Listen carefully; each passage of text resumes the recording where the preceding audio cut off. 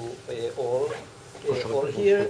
And again, I would like just to add my thanks to the Thyssen Foundation that made this possible. We funded this project. It starts as a collaboration. I should mention that in this collaboration between Christian and myself, we have two other collaborators. The Israeli team is here, myself and George, and the Frankfurt team, Amir and Christian. And I would like also to thank very much Asher for the work, Asher Benjamin for all the work that is done and made it so pleasant for all of us.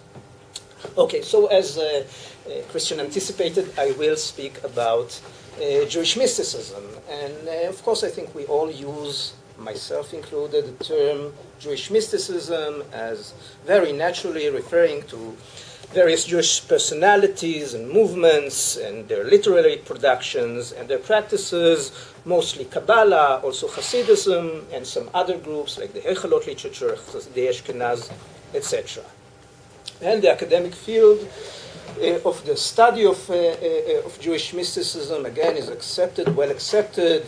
I think one of the most prestigious fields and influential fields in Jewish studies, with its influence spreading much wider than just that of Jewish studies. And of course, here again, as Chaim said, the giant figure of Scholem is in a large degree responsible both for the fact that we use the term so naturally and that the field is so prestigious.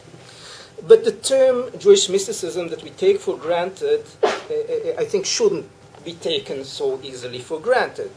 The term appears for the first time in the 19th century, and actually it becomes prevalent only since the early 20th century. Now, in previous studies and lectures, I criticized the use of Jewish mysticism as an analytical category and as a defining category of Kabbalah and mysticism. And I promise to do that in the future, to keep on doing, but I will not do that today.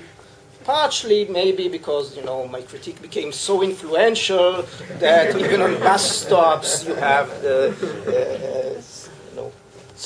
agreeing with me that Kabbalah is a law mystica. So I won't do that today. What I would like to do is to have a historical review, a short historical review, and look at the genealogy of the formation of the term Jewish mysticism, and look at the discursive context in which it was shaped and through which it became such a compelling category. I will start with a very brief discussion, and this is based on the first part of my lecture will be based on works of others, and I think I must say at the beginning there is much more to do in the study of the genealogy of the term mysticism, not speaking yet on Jewish mysticism, but just on mysticism, and I think definitely it's still an understudied. The use and the history of the term and its users are understudied. There's a famous article by Louis Bouillet, I think not sure if it's in the 50s or 60s, but I, like many others, will base myself on the early use and the Christian theological use of the term, the Greek origin of the term, the adjective mustikos coming from the verb muo, which is to shut, close, eyes or mouth, and hence the primary meaning is just something secretive.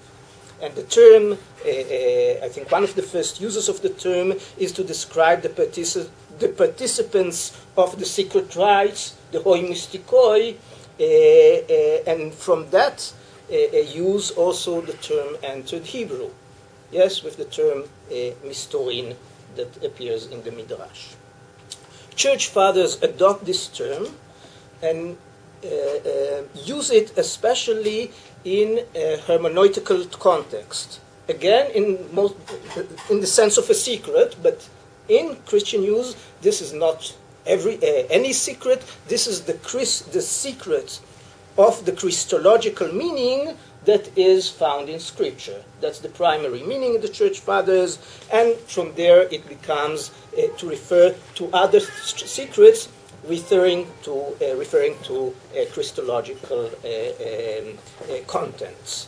The term becomes especially famous until today as the title of one of the texts attributed to Dionysius the Areopagite, that is mystical theology.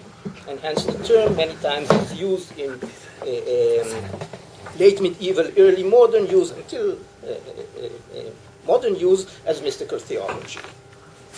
Now the term goes through radical changes in the early modern period. And here I'm relying on two articles, two studies, one a book, one an article by Michel de Certeau, who examined the use of the term mysticism, especially in French sources, and Eric Lee Schmidt, who examined the early modern use of the term, but mostly in English sources. I don't know, possibly there is, but I don't know of a study of the use of the term mysticism in early modern period in German, which I think should be very important to have the picture. And there's no one study of the term, those changes that happened, that occurred in the use of the term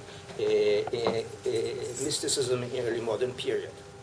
But what I think it's clear that it is gradually detached from its hermeneutical, liturgical, Christological context, and comes at the end of this process, or rather processes, to denote subjective psychological experience of God. In the 18th century, during the English Enlightenment, the term has a negative meaning, denoting mostly extreme religious enthusiasm. And if we look at the third edition of the Britannica, by the way, there's no article on mysticism, only on mystics. Mystics are a kind of a religious sect distinguished by the professing pure, sublime, and perfect devotion with an entire disinterested love of God, free from all selfish consideration. Then it speaks about the fanatic ecstasies of the mystics, and says that the mystic science sprang up towards the 3rd century, and the principles of this sect were adopted by those called Quietists in the 17th century, and under different modification by the Quakers and Methodists. So we can see here that this is a very different concept of mysticism from the earlier use of theological Christian use in the Church Fathers, and from the use the way that we use. I don't think that the Quietists and the Quakers and the Methodists would be the first people who will spring to our mind if we think about mysticism. Nor will we use, I think, the term fanatic ecstasies. Now, since the early 19th century, the term begins, from what I've seen, I'm possibly late 18th century, but what I found is early 19th century, the application of the term to non-Christian religion. Because for us, of course, this is a universal, but before the early 19th century, I assume because I haven't seen anything, all the sources, possibly a bit earlier, but the term begins to be applied to non-Christian cultures. Yes, and for instance, we have in a quite influential book by Johann Christian August Heinroth, who is considered the father or one of the fathers of modern psychiatry. And this is interesting that this is the context of the term mysticism. And the book, the title of the book, Geschichte und Kritik des Mystizismus, alle bekannten Völkern Zeiten. So all known people have mysticism in all times, but for him, by the way, in the book itself, he speaks mostly about Christian mysticism still, but mentions also Egyptian, Persian, and Hindu mysticism, and his point of view is very critical and negative.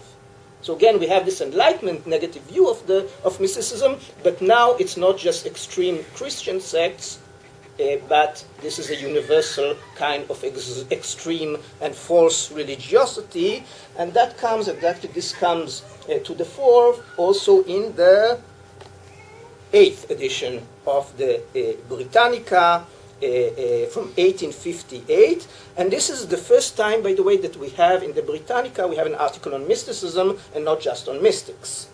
And as we see, still negative, but assumed to be universal.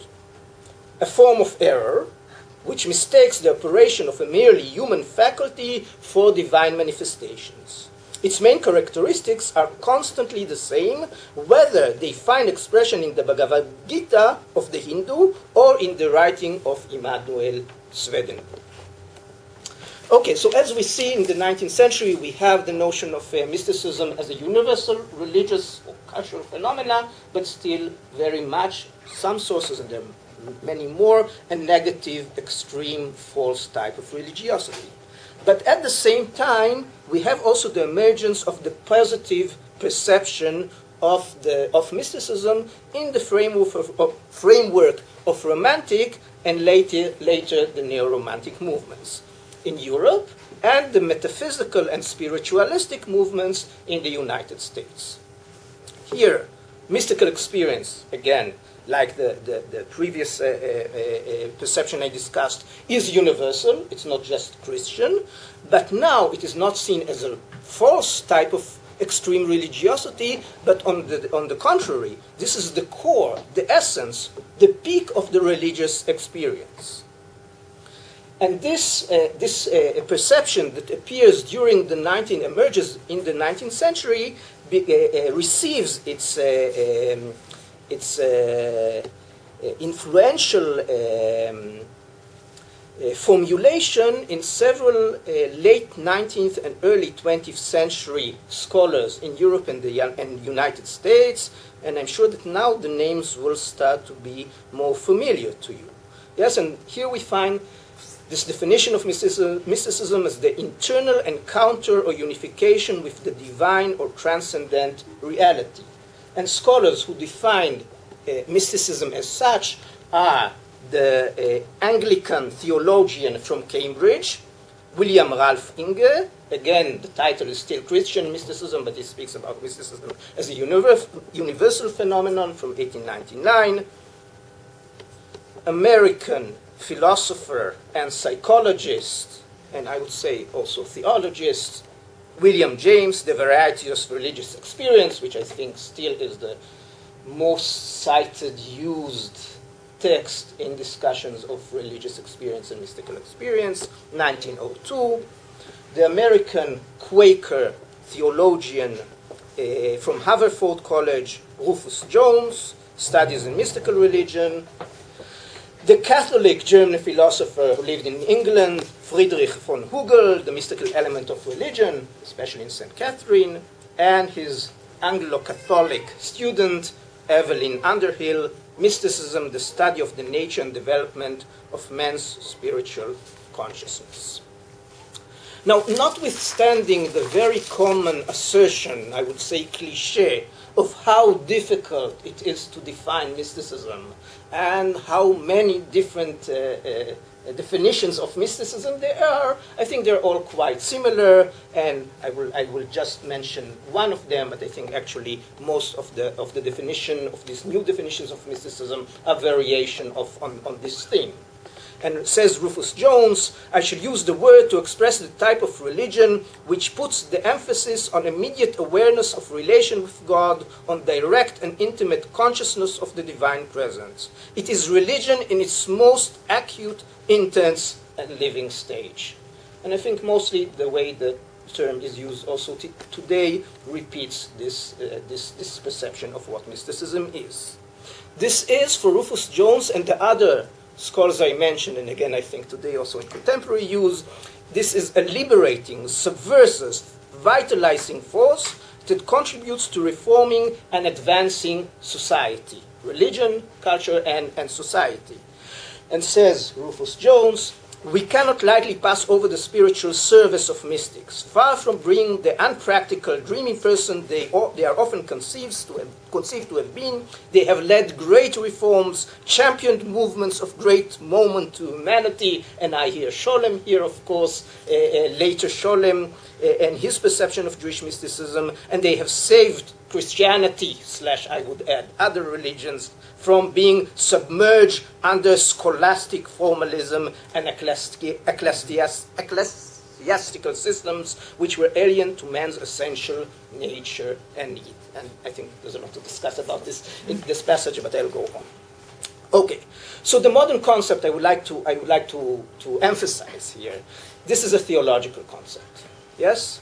Why a theological concept? Not just because most of the scholars who defined the term and established it were theologians, but also because the definition itself is theological, because it assumes or posits God or a supernatural reality as a causal factor.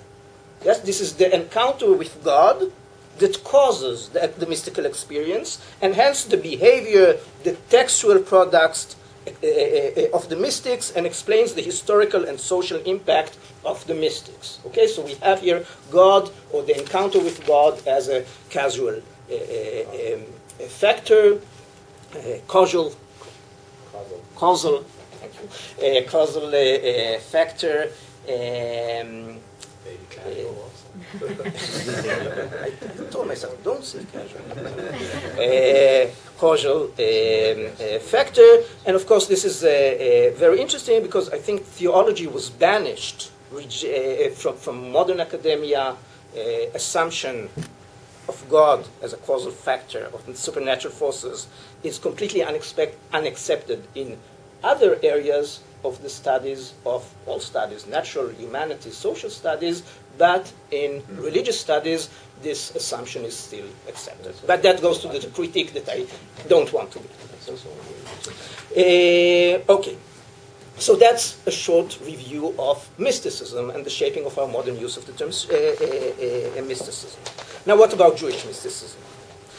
The first designation, not the term Jewish mysticism, but designation of Kabbalah as mystical, and I was surprised to find it, the earliest I found were 18th century.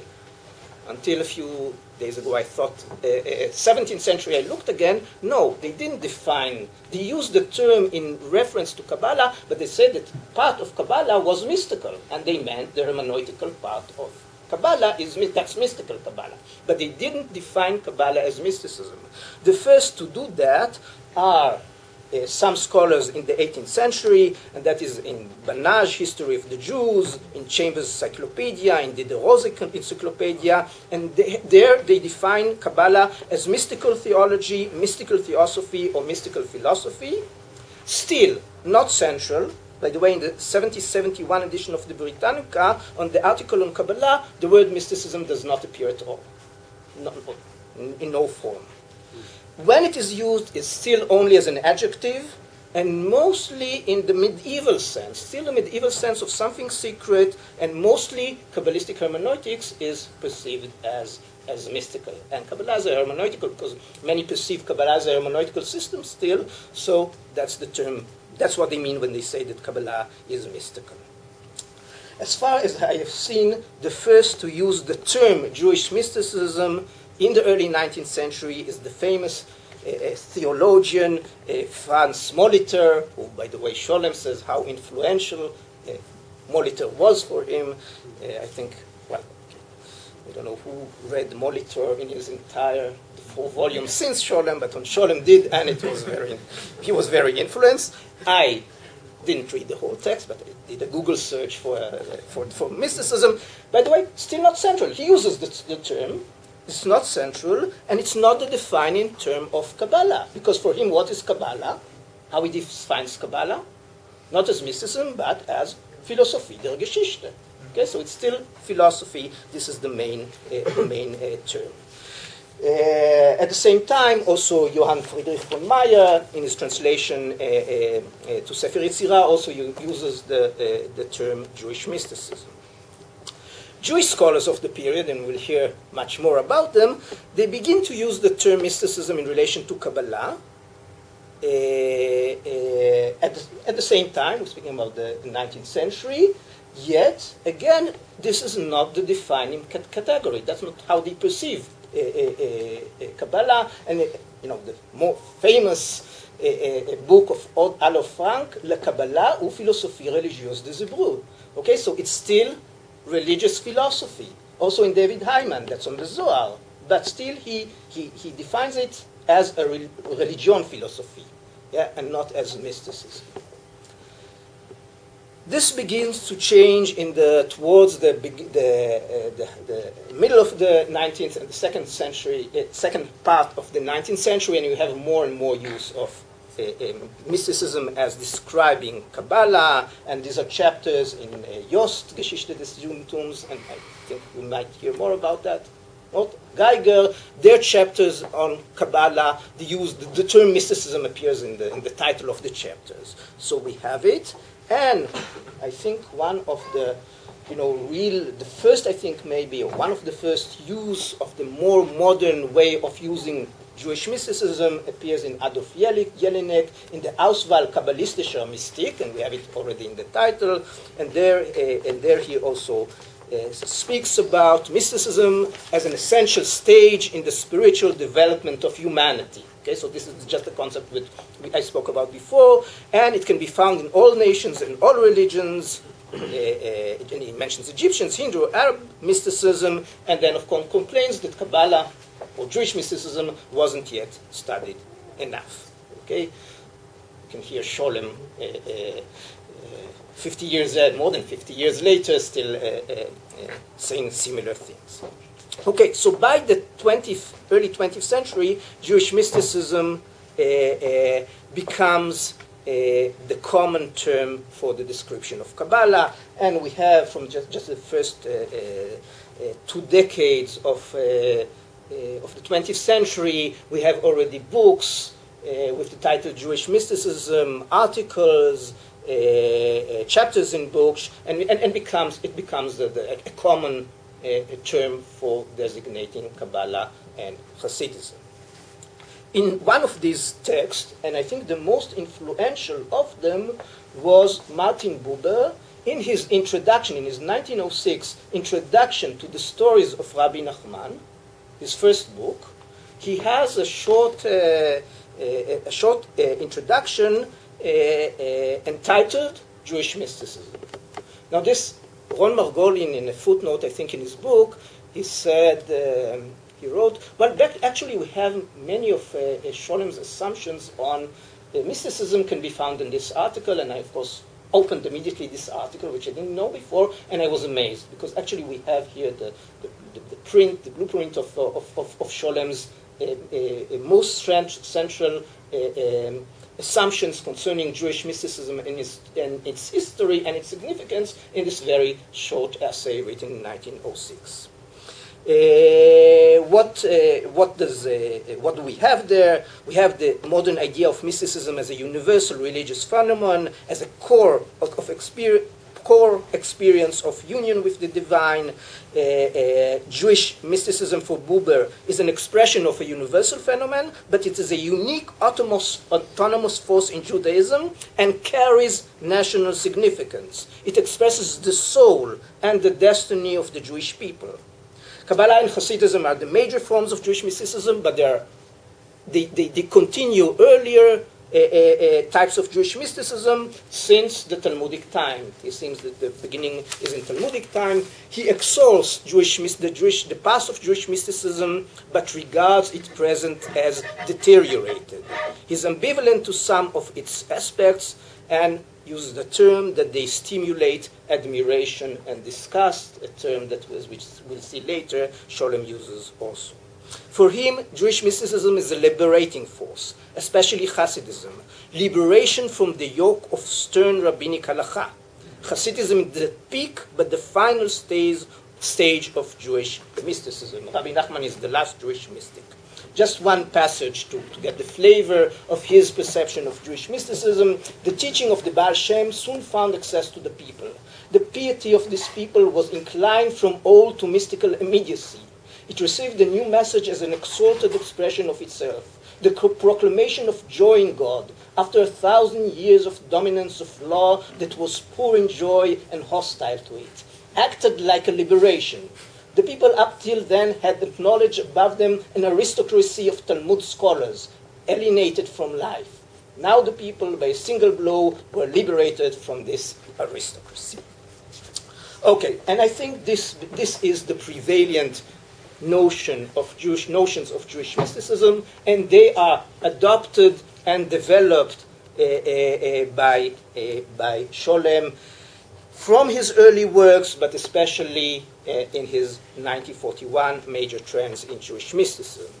And again, Scholem adopts the modern theological definition, and by the way, he goes not like Buber, but he already uses those theologians that I mentioned before, especially Rufus Jones and Underhill. Mysticism is a direct contact between the individual and God. It's the merger of the self into a higher union. Similar to Buber, Jewish mysticism is Jewish expression of a universal phenomenon, but with its own Jewish characteristic. The beginning for Scholem is also in Talmudic times, the final stage in Hasidism. Jewish mysticism is the vital national force of Judaism that enabled its preservation in the diaspora. And again, from the famous interview with Mukitzur, I wanted to enter into the world of Kabbalah via my thinking of and belief in Zionism as a living thing, as the renewal of a people who had greatly degenerated. I was interested in the question, did the Judaism of Halakha have sufficient strength to persist and to exist? You should all say no. Was Halakha really possible without a mystical basis? You should all say yes. No. Does it have a vitality of its own to persist without degeneration over a period of thousands of years, etc.? So again, this is the core of Jewish national vitality.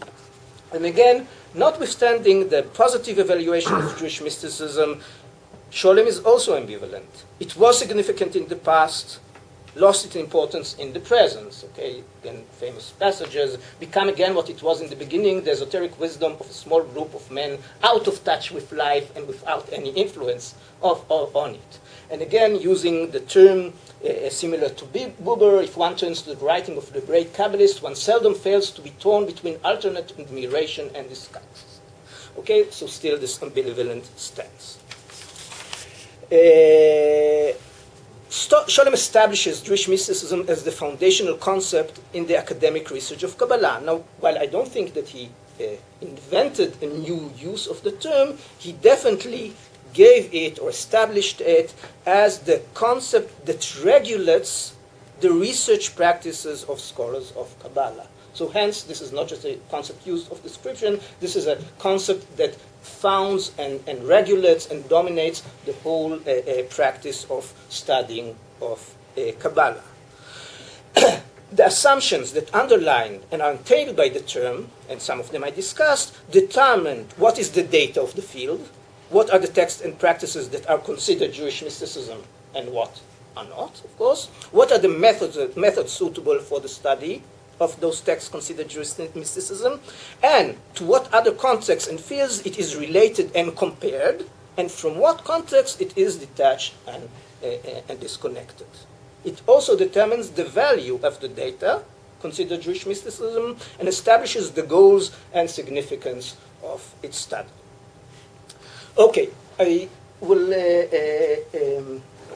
that's just to present how influential the term is. And that's, of course, just a small example of books on Jewish mysticism by contemporary scholars. I would like to very shortly to discuss the context or context that this category was shaped and defined through. And I believe there are several discursive frameworks interconnected, not all of them very. It was difficult for me to formulate all of them, and I'm sure there are some other contexts, but I think these are the main contexts that we can see for the shaping of the term. First of all, and I mentioned before, the romantic and neo-romantic interest first in Christian mysticism, and then other non-Christian cultural formations defined as mystical, and that's Hinduism, Buddhism, and Sufism, and we saw it in where did we see it? It certainly comes to the fore in Buber, in Scholem's reliance on Molito, of course. And what happens in the late 19th, early 20th century, Western Jewish scholars who are part of this discourse identify Kabbalah and other cultural formations as Jewish mysticism. They hence they perceive Kabbalah in difference than earlier Enlightenment perceptions as Kabbalah as mysticism as positive, and emphasize its importance to Judaism and engage in its study.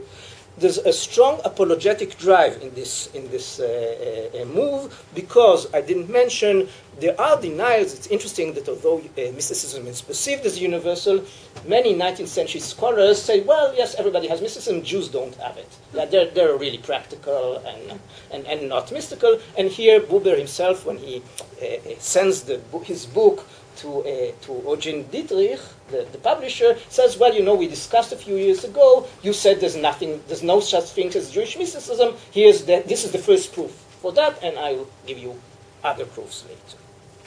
Modern liberal ecumenical theology. Yes, in the late 19th century, mostly in Protestant liberal circles, but also in liberal Catholic and Jewish scholars, adopt the perception that there is a common, valid, essential core to all religions. And this core is not like the deistic perception, which it resembles the philosophical idea of God, but rather the religious experience. And that religious experience is identified as the mystical encounter with divine reality. This theology becomes also the core of Western two very important and related groups or movements, Western esoteric groups and the modern academic study of religion, religious studies. Fin de siècle Orientalism. Modern concept of mysticism shaped by fin de siècle Orientalism. Mysticism is perceived as characteristic of the spiritual, mystical East, juxtaposed to Western rationalism and materialism. This Orientalist formation of mysticism bears an ambivalent stance, because the stance of that period's Orientalism is admiration of the glorious past of the East, but rejection of the Eastern present as deteriorated and degenerated. Jewish scholars adopt this stance, and I think we saw it in some of the formulations about Jewish mysticism of Buber and Scholem, yet it is especially complex in the context of Jews adopting Oriental discourse, because this is part of their own self-perception. It's not looking just on the other Orientals, but looking at themselves as Orientals. And of course, Kabbalah plays here as an important part, as Jewish mysticism representing the Oriental aspect of Judaism. And finally, Jewish nationalism and Zionism, and again, connected to some of the previous discourses I spoke about, the concept of Jewish mysticism, its identification with Kabbalah is shaped in the context of Jewish nationalism and Zionism. We saw it in the citation from Scholem, but also Buber turns to the study of Jewish mysticism after his becoming an active Zionist. And we can see it with other scholars. And mysticism here is perceived as the vital social subversive power. I remind you of Rufus Jones' definition, which, when it is adopted to Jewish mysticism, it is perceived, Kabbalah and Jewish mysticism become to be perceived as the vital national power of Judaism, especially in the diaspora. Okay? And from that point of view, Jewish mysticism is juxtaposed to Jewish legalism. Yes, and that is the expression of the true vital national power of the people, of the Jewish people. Okay, I will conclude. I will just briefly mention that the concept of Jewish mysticism is still central and even more emphasized in later research of Kabbalah. Yes, now while Scholem, a lot of his assumptions were criticized since the 1980s, the concept of mysticism is still central and was not only that it wasn't criticized, actually it was intensified, because part of the critique against Scholem, especially of Idel, but also of others, that Scholem didn't emphasize enough the mystical experiential aspect of Jewish mysticism. Now this is quite ironic, because the critiques of Idel say the same thing about Idel. Yes, Idel did not, Green and Wolfson and others, criticize Idel for not giving central enough place to mysticism and the mystical experience. And one of the major arguments is that Idel found Jewish mysticism, especially the ecstatic forms of Kabbalah, and they say, no, we have it in the Gerona, we have it in Sefer HaZohar, they're also mystical. So actually, what we see is not only that it endures, but it also becomes intensified as an intensified mystification of Kabbalah in contemporary research. This is very interesting. I will not speak about it. not only because I don't have any more time, but I think that does not belong to a workshop on the study and appropriation of Kabbalah in the modern period, but rather to a future conference or a workshop on the study and appropriation of Kabbalah in the postmodern period. Thank you.